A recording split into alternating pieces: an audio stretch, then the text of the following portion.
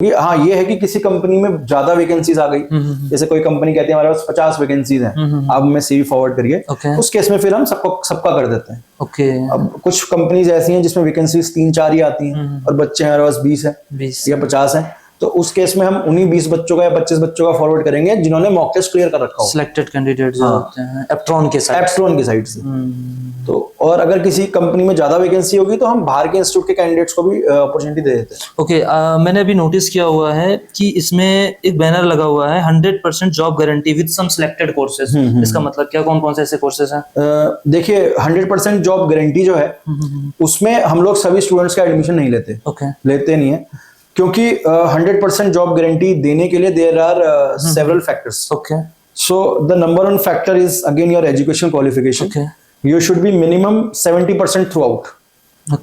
ठीक है, मतलब ऐसा नहीं कि आपकी 40% है 50% है उस बच्चे को नहीं लेंगे।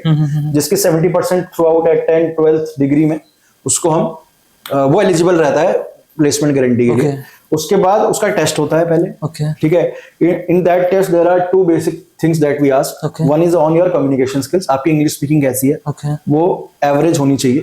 आपको बोलना आना चाहिए इंग्लिश में, समझना आना चाहिए, लिखना आना चाहिए विदाउट ग्रामेटिकल मिस्टेक। उसका टेस्ट होता है। उसके बाद दूसरा टेस्ट होता है आपका एप्टीट्यूड और रीजनिंग का। क्योंकि अगर आप कोर्सेज में जाते हो तो आपका क्या है कि जो बच्चा एप्टीट्यूड अच्छा निकाल सकता है, लॉजिक क्रिएशन कैपेबिलिटी है उसके अंदर, that particular person can be a good programmer और can be a good technical person. ये साइंटिफिकली प्रूवन है। अगर आप मैथ्स में अच्छे हो, स्टैटिस्टिक्स में अच्छे हो, आप लॉजिक अच्छे से क्रिएट कर रहे हो, फॉर्मूलेज अप्लाई कर सकते हो, तो आप फिर प्रोग्रामिंग भी अच्छी कर सकते हो। क्योंकि बच्चे को एडमिशन लेने से पहले प्रोग्रामिंग तो आएगी नहीं, क्योंकि वो सीखेगा हमारे साथ। तो हम उसका एप्टीट्यूड रीजनिंग पे टेस्ट लेते हैं। तो ये 2 मेजर टेस्ट होते हैं। इसको बच्चा क्लियर करता है तो ही वो जॉब गारंटी में आता है। जॉब गारंटी की फीस भी अराउंड 4-5 टाइम्स ज्यादा होती है as compared to normal course. ठीक है, क्योंकि उसमें और भी बहुत सारी चीजें इन्वॉल्व रहती हैं जॉब गारंटी के अंदर, तो उसकी फीस काफी ज्यादा होती है। प्लस उसमें एक मिनिमम अटेंडेंस क्राइटेरिया बच्चे को फॉलो करना पड़ता है।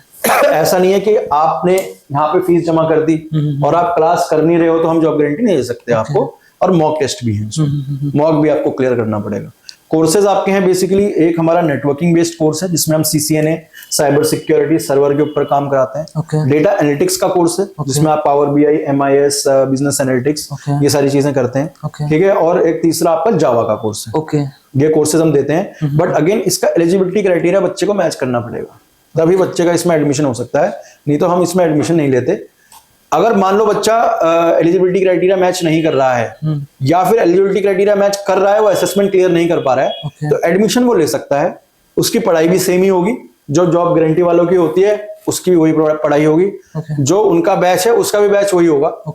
उसमें पढ़ाई में कोई डिफरेंस नहीं है, बट फिर उसको जॉब अपॉर्चुनिटी मिलेगी, फिर जॉब गारंटी नहीं मिलेगी। जो बच्चा जॉब गारंटी के कोर्स, जो भी सिलेक्टेड कोर्स है, अगर इनकेस कोई आपको बहुत सारे पैसे देता है, सपोज अगर आपकी 1 लाख रुपए फीस है जॉब गारंटेड प्लेसमेंट कोर्स की, अगर वो आपको मोर देन 1 लाख प्रोवाइड कराता है, देन विल बी पॉसिबल और नॉट?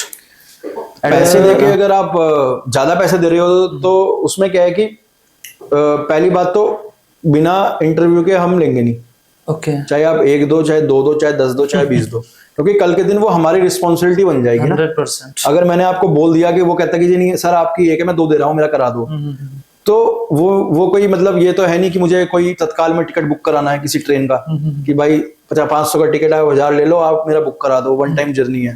ऐसा तो है नहीं, तो लाइफ टाइम का सवाल है। तो वो अगर मैं उससे एक पैसा भी ज्यादा ले रहा हूँ तो वो रिस्पॉन्सिबिलिटी मेरी बन जाएगी फिर। ठीक है, तो वो एलिजिबिलिटी क्राइटेरिया तो उसको मैच करना ही पड़ेगा, वो उसको असेसमेंट निकालना ही पड़ेगा, उसके बाद ही वो जॉब गारंटी में आएगा। इसमें कोई इफ एंड बट नहीं है। और मान लीजिए अगर बच्चा मेरे पास नहीं, इंडस्ट्री में भी, मार्केट में भी किसी को पैसे देके जॉब लगवा रहा है, ठीक है, क्योंकि हो सकता है कुछ बच्चे मेरे पास आके ऐसा क्लेम करते हैं कि उनके कॉन्टैक्ट्स हैं कंपनीज में जो उनकी जॉब लगवा देंगे। हाँ जी, बहुत सारा ऐसा मार्केट में चल रहा है। हाँ, रेफरेंसेस हैं या कॉन्टैक्ट्स हैं जो उनकी जॉब लगवा देंगे, जी पैसे ले लो। ठीक है, तो पहली बात तो इनिशियल पेमेंट आप दे दोगे तो कोई गारंटी नहीं है कि होगा कि नहीं होगा। और दूसरी चीज है, अगर हो भी जाता है, फॉर एग्जाम्पल अगर वो क्लेम कर रहे हैं कि उनका रेफरेंस है जो कि उनकी जॉब लगा देगा, तो अगर उसकी जॉब लगा भी दी और उसे कुछ आएगा नहीं वहां पे, तो वो कंपनी उसको कितने दिन रखेगी? क्योंकि स्किल नहीं है ना, स्किल नहीं है उसके पास। 1 month 2 month majorly 3 month probation period रख लेगी, उसके बाद तो निकाल ही देगी ना। वही थोड़ी क्या कि वो क्या ये थोड़ी क्या मैं भाई पैसे दे रखे मुझे लाइफ टाइम रखो।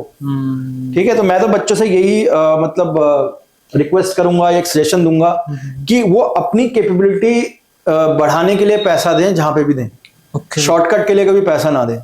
ठीक है, वो 1 लाख रुपए अगर आप अपनी पढ़ाई में लगा दोगे, ठीक है, अच्छे रिसोर्सेज में लगा दोगे, तो वो ज्यादा आपको फायदा करेगा। हो सकता है उस फायदे में थोड़ा सा टाइम लगे, हो सकता है कि 2 महीने की जगह 1 साल लग जाए।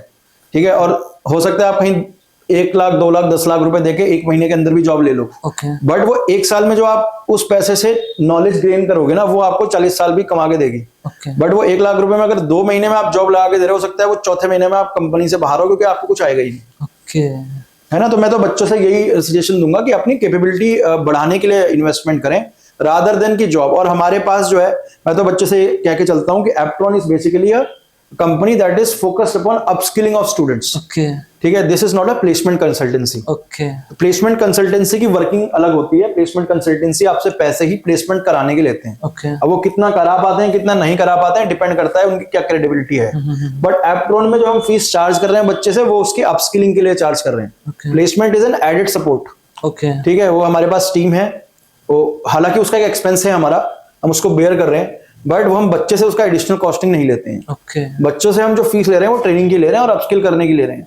प्लेसमेंट के लिए हमारा सपोर्ट है और बच्चे को अपने भी एफर्ट्स लगाने पड़ेंगे, केवल हमारे सपोर्ट करने से नहीं होता।